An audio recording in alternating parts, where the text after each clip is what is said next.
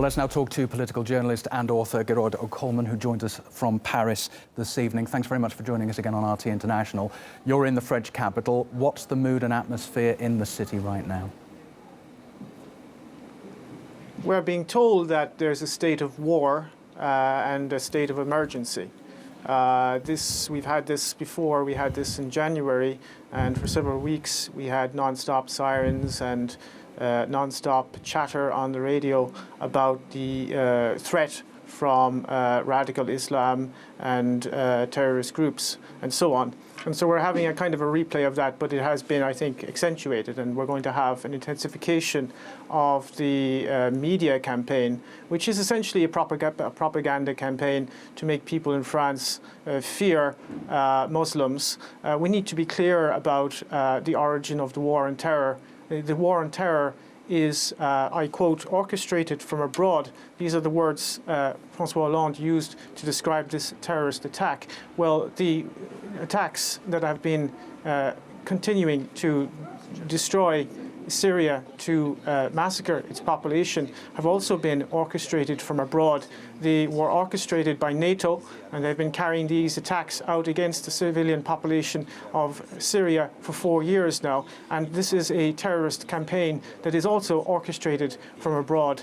And people in Europe need to understand that there is a war that is becoming global, that is being waged against civilian populations in particular. It is a form of neo-imperialism and neo-colonialism which aims to divide and conquer European and Middle Eastern and African and the world's population, for that matter, and to make them submit to a global order that does not serve the interests of most of the people on this planet, but that does serve the interests of a very few ruling elite, a very small, tiny, and particularly tyrannical ruling elite.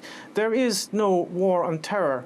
There is a war that is being waged using proxy groups, terrorist proxy groups, and they are being used against nation states who are resisting US and Israeli hegemony, and they are also being used as a means of disciplining the workforces in Europe.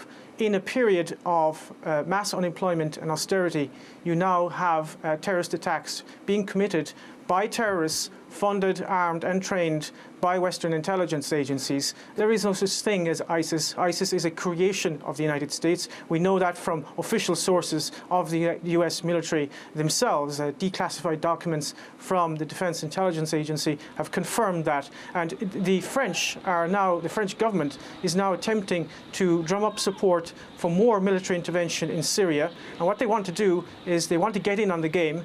The game is almost lost. The Russians have routed much of the Islamic State. You now have Islamic State militants coming into Europe disguised as refugees.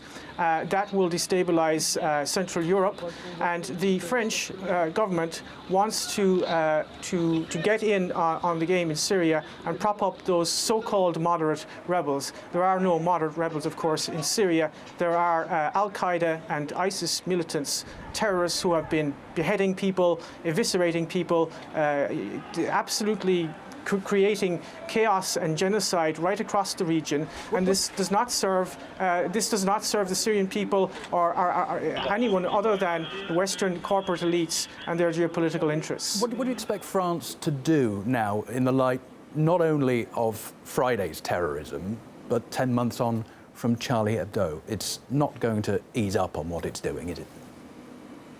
No.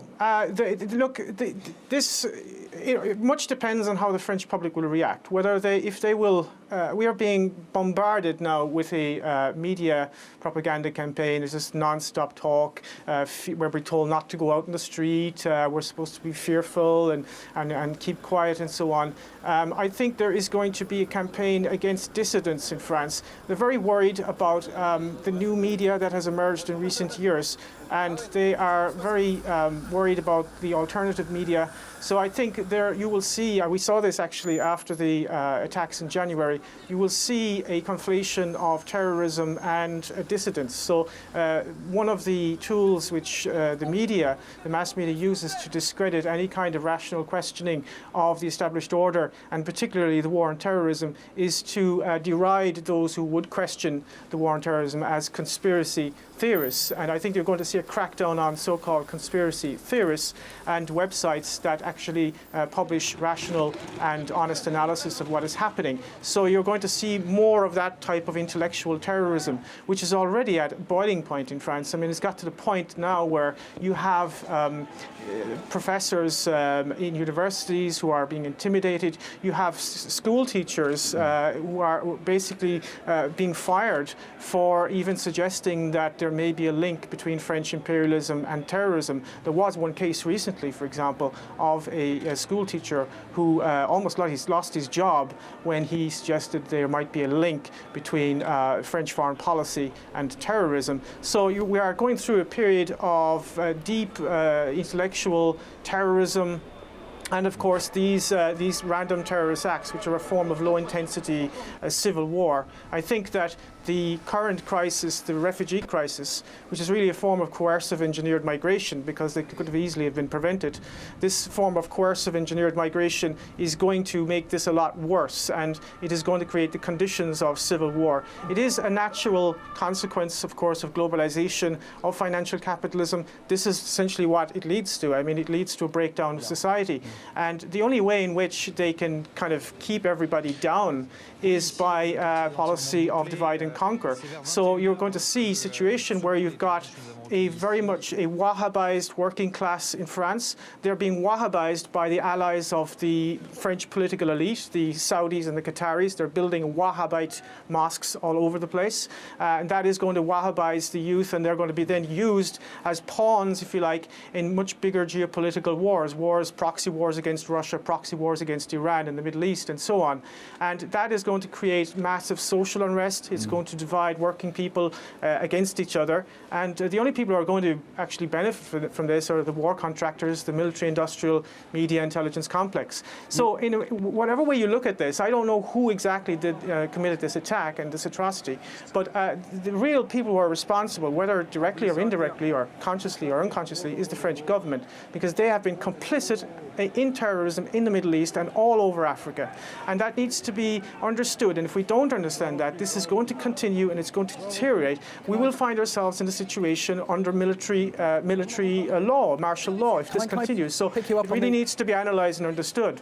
Can I pick you up on the issue of migrants and refugees? Because one of the terrorists appears to have been a French citizen, another a recent migrant to the country. What do you think this will do to France's policies towards the migrant crisis?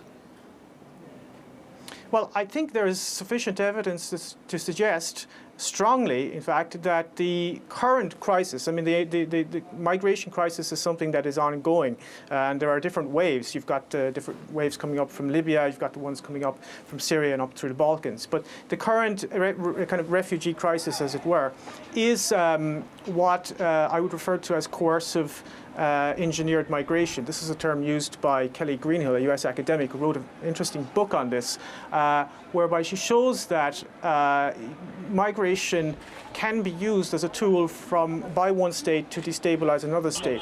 In this case, it's definitely being used by the United States and Turkey to destabilize the Balkans, Europa, which would be Hungary, and of course Germany. And the geostrategic reasons of this are basically go back to classical geopolitics, which is Halford Mackinder's theory of dividing the world island. That is to say, you divide the Eurasian Peninsula from the Baltic Sea to the Black Sea. You create an intermarium there so that you prevent German and Russian unity. And that is why Germany essentially is being kind of overrun with people who are themselves victims of globalization, but they are now being instrumentalized and used as weapons of globalization. And this is one of the key contemporary strategies of US imperialism. You use the consequences of globalization as further tools to further globalization. And I think there is no policy in Europe to to control immigration or anything like that. I think that the key question here is not actually controlling immigration. The key question is stopping this geopolitical destabilization of Europe. And some countries are attempting to do that. Hungary is attempting to do that. Bulgaria is attempting to a certain extent to do that. In other words, trying to find out who's an actual refugee and who isn't. They're prioritizing women and children, for example, in Hungary.